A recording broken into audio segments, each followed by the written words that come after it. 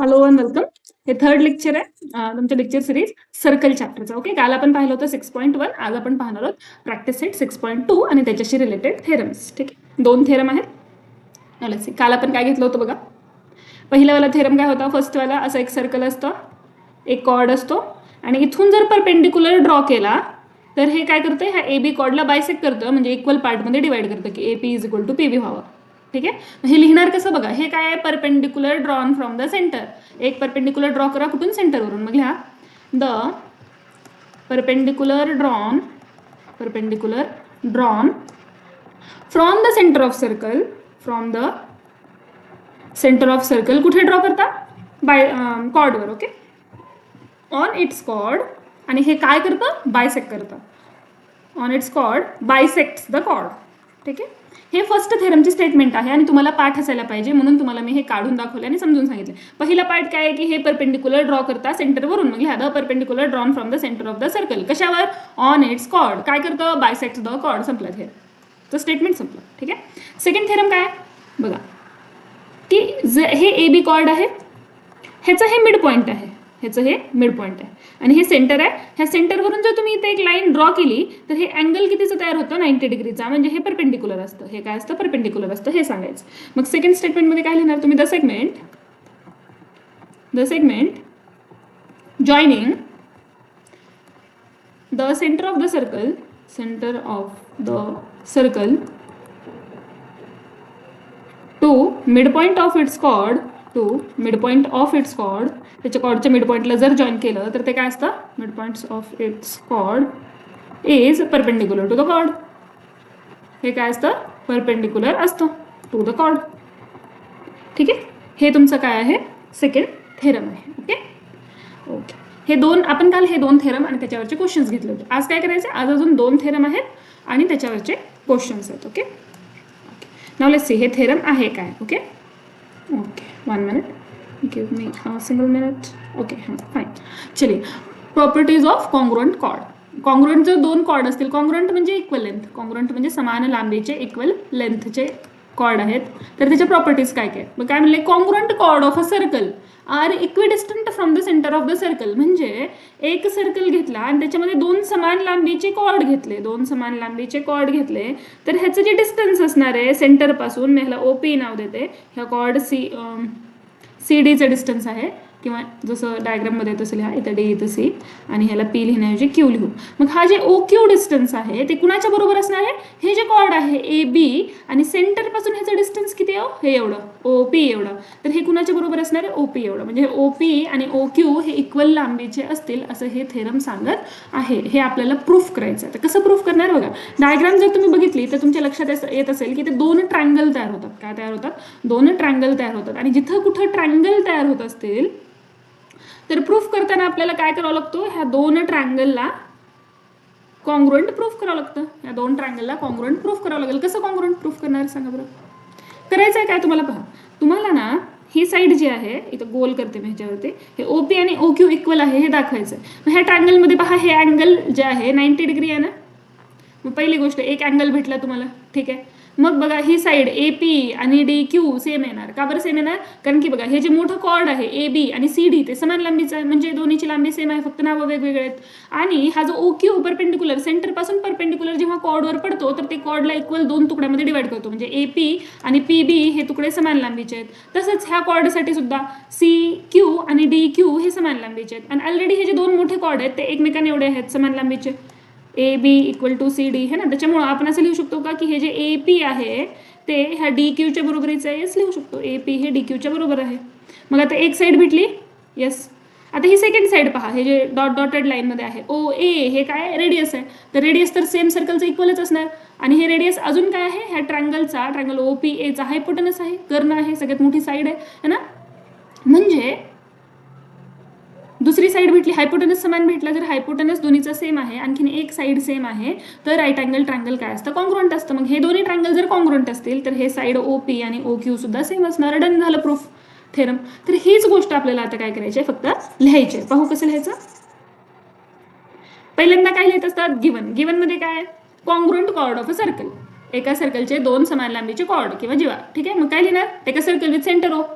आणि cord A बी आणि cord C D हे काय आहेत, इक्वल लेंथचे आहेत, हे गिवन आहे. अजून काय गिवन आहे की हे ओ पी हे जे आहे हे परपेंडिक्युलर आहे ए बीला, ओ क्यू परपेंडिक्युलर आहे कॉर्ड सी डीला, आणि प्रूफ करायचं की O P equal to O Q. ठीक आहे. मग आपण काय केलं, हे डॉटेड लाईनमध्ये जे आहे हे कन्स्ट्रक्शन केलं, ओ एला जोडलं आणि ओ डीला जोडलं. ठीक आहे. मग पुढे प्रूफमध्ये काय करणार पहा, सगळ्यात आधी तर तुम्हाला प्रूफ करावं लागेल की हे ए पी आणि डी क्यू सेम आहे ना.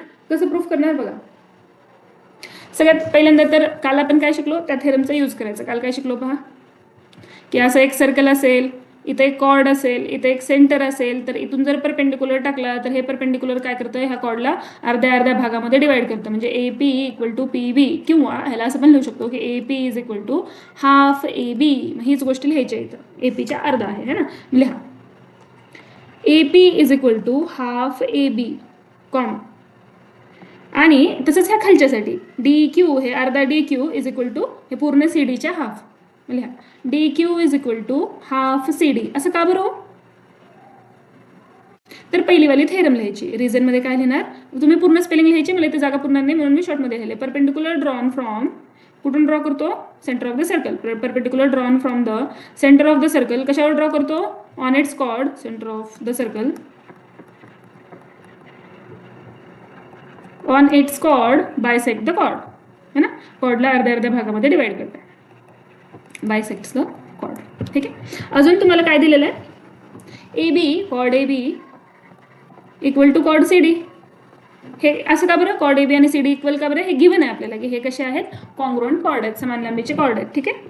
त्याच्यामुळं काय होईल की हे जे ए पी आहे आणि डी क्यू आहे ते इक्वल लांबीचे असतील, है ना. देअरफॉर लिहा segment A P congruent segment D Q.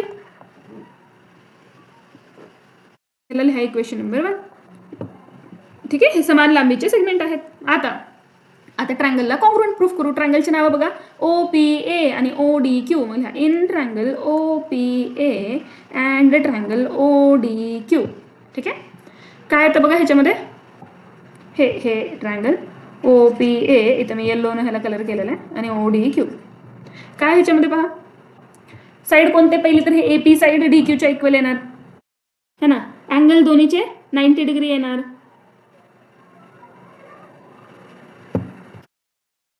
ठीक आहे. लिहा 1 minute. Angle O P A congruent angle O D Q, हे दोन्ही सुद्धा 90 डिग्री आहे. का बरं की ओ पी आणि ओ क्यू काय आहेत, परपेंडिक्युलर आहेत. ठीक आहे. पुढे बघा, पुढे काय सांगणार की ह्या ट्रायंगलमध्ये ही जी साईड आहे A P, he G side आहे ए पी ते डी क्यूच्या इक्वल आहे. का बरं, आपण आत्ताच प्रूफ केलं होतं फ्रॉम 1, है ना. म्हणजे हा ए पी किंवा segment A P congruent segment D Q. का बरं असं, फ्रॉम इक्वेशन 1, फ्रॉम 1. ठीक आहे.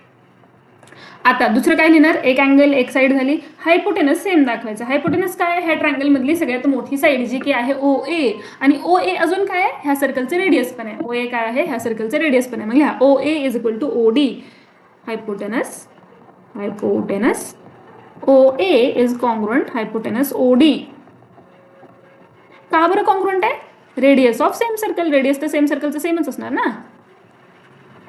मग हायपोटेनस टेस्टने आपण ह्या ट्रायंगलला कॉन्ग्रुएंट दाखवलं. ठीक आहे. Therefore triangle O P A congruent triangle, काय नाव आहे ह्याचं, O Q D, O D Q, O Q D लिहा. ओ डी क्यू लिहिला तरी काय अडचण नाही आहे. 1 minute. O Q D, O Q D. ठीक आहे. ओ क्यू डी. 1 मिनिट थांबा.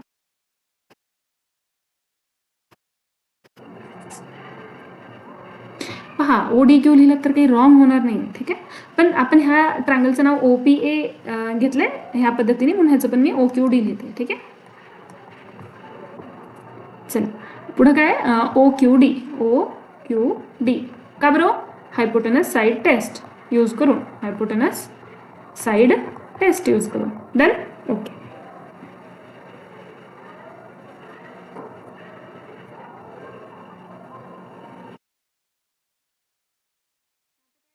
प्रूफ काय करायचं होतं बा, हे ट्रायंगल आहे, ह्याच्यामधली ही साईड आपण इक्वल दाखवली, ही साईड इक्वल दाखवली, उरली कोणती, ही साईड ओ पी है ना. मग हे ओ पी आणि ओ क्यू इक्वल आहेत म्हणून सांगायचं. लिहा segment O P congruent segment O Q. का बरं, congruent side of corresponding side of congruent triangle. Okay, मग हे जर इक्वल असेल तर लेंथ पण इक्वल असेल. मग OP is equal to OQ, length of congruent segment.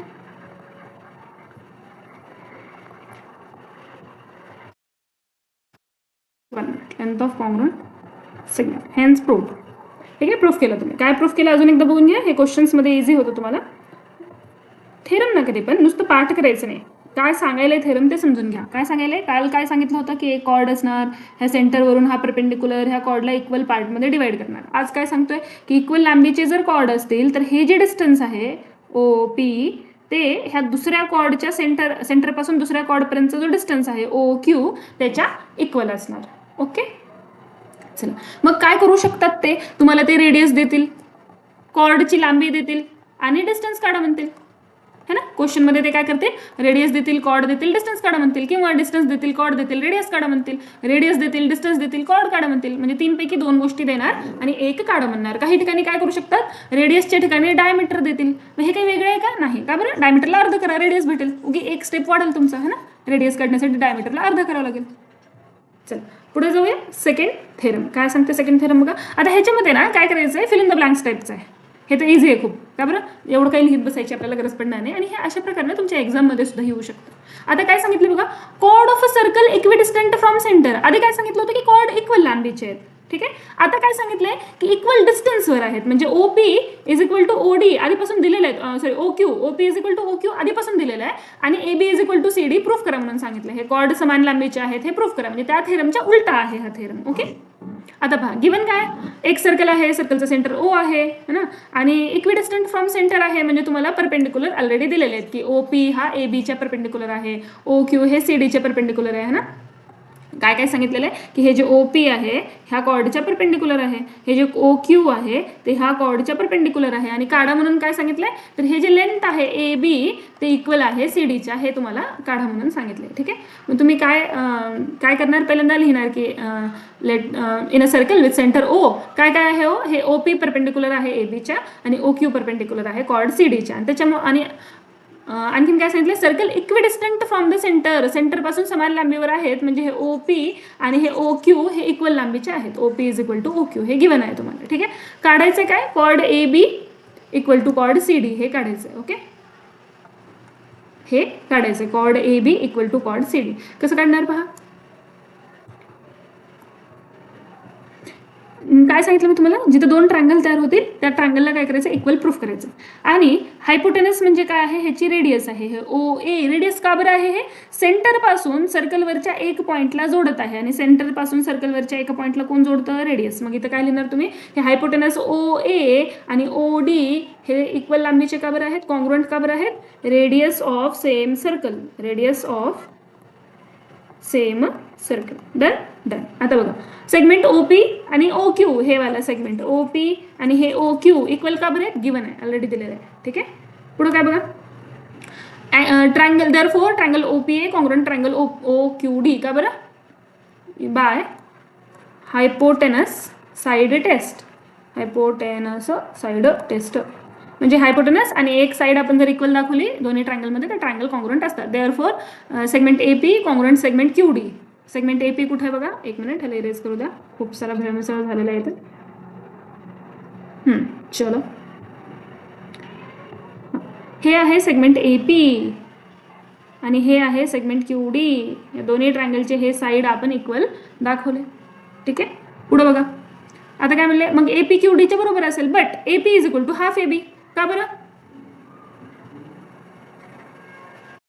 Pen घ्यावं लागेल, ह्याच्याने होणार नाही. ठीक आहे, perpendicular drawn from the circle, centre of the circle, perpendicular drawn from the centre of the circle, centre पहिला वाला थेरम. ठीक आहे, centre of the circle on its chord bisect the chord, on its chord bisects the chord, bisects the cord.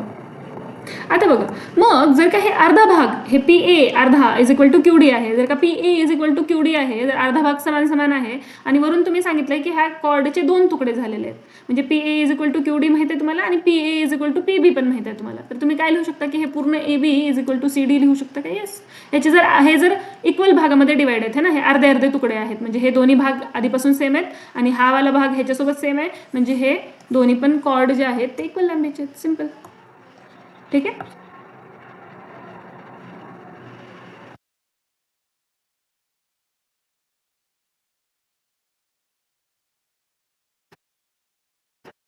Therefore A B is equal to C D proof केलं तुम्ही, आणि हे दोन्ही theorem एकमेकांच्या कॉन्व्हर्स आहेत. Okay.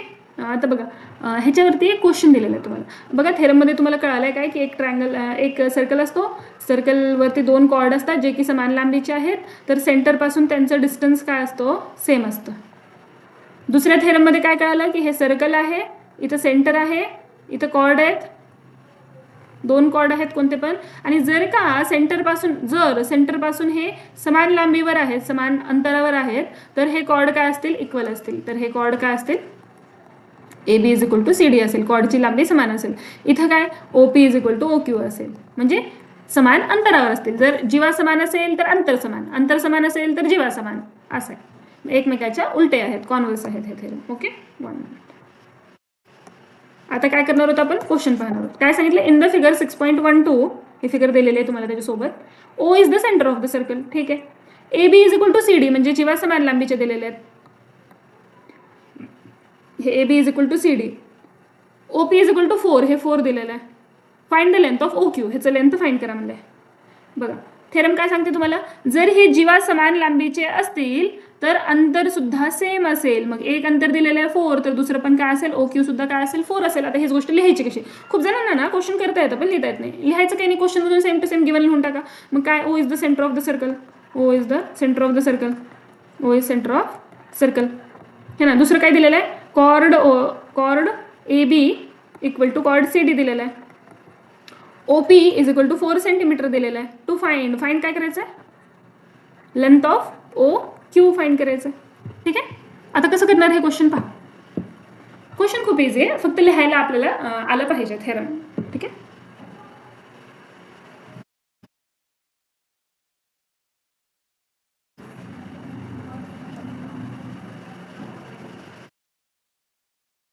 लिहा. Solution. Chord A B congruent chord C D हे दोन्ही इक्वल लेंथचे आहेत, म्हणजे कॉन्ग्रुएंट आहेत, हे गिवन आहे. O P perpendicular to segment A B, chord A B. ठीक आहे. ओ पी हा ए बीच्या परपेंडिक्युलर आहे and O Q is perpendicular to chord C D. ठीक आहे. मग असं जर असेल, therefore O P segment O P is congruent to segment O Q. का बरं असं? थेरम. काय थेरम आहे? कॉन्ग्रुएंट कॉर्ड्स ऑफ सर्कल, जे सर्कलचे कॉर्ड इक्वल लांबीचे आहेत, congruent chords of circle are equidistant from each other. Are equidistant from centre of circle. सर्कलच्या सेंटरवरून काय आहे ते? इक्विडिस्टन्स, इक्वल लेंथवर आहेत सेंटर ऑफ द सर्कल. मग ओ पी जर का 4 आहे तर ओ क्यू काय असेल? Therefore O Q is equal to 4 centimetre. Done. Hard होतं का क्वेश्चन? नाही, फक्त लिहिता आलं पाहिजे. क्वेश्चन तर मुश्किलीनं 5 सेकंडचा आहे, लिहिता आलं पाहिजे. गिवन लिहा, टू फाइंड लिहा, सोल्युशन लिहा, संपलं. फक्त याच्यामध्ये अवघड काय वाटेल तुम्हाला? एकतर लिहिण्याची पद्धत स्टेप वाईज जा, काहीच अवघड नाही, आणि थेरमचे स्टेटमेंट पाठ पाहिजे. ठीक आहे. 4दा 5दा 6दा रिव्हिजन कराल, इझिली तुम्हाला ते पाठ होऊन जाईल. त्याला बसून पाठ करायची गरज पडणार नाही. ओके. Let's stop hair. आता काय करायचं? नेक्स्ट व्हिडिओमध्ये आपण प्रॅक्टिस सेट 6.2 पाहणार आहोत. ते पण खूप छोटा व्हिडिओ असणार आहे, कारण की त्याच्यामध्ये 3च क्वेश्चन आहेत. ओके. एक प्रूफ करायचं आहे, ते प्रूफ पण खूप इझी आहे, आणि 2 क्वेश्चन सॉल्व्ह करायचे. Let's stop hair. काही क्वेश्चन असेल तुम्हाला तर कमेंट करू शकता, आणि तुम्हाला जर सोपं वाटत असेल हे व्हिडिओ तर फ्रेंड्ससोबत सुद्धा शेअर करा. ओके. Let's stop hair.